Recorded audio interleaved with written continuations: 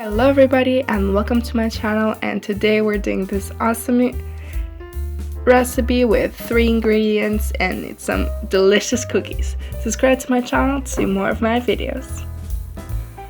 First, let's separate 2 eggs from the yolks. We'll use only the whites. Now let's add a little salt and let's mix it up with a mixer. And keep adding 100 grams of sugar.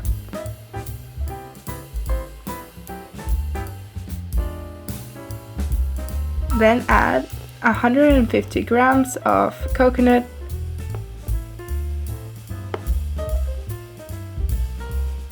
and then mix it again all together. Now let's put a baking sheet on it and some baking paper and add measuring 1 spoon to make like a cookie-like form. With these ingredients, I got 15 cookies.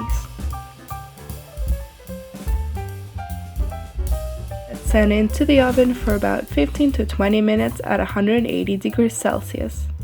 When it's all ready, let them sit and try them out. They're delicious, easy to make, and a very fast recipe. I hope you enjoyed this video, and if you did, give me a like and subscribe to my channel to see more of my videos.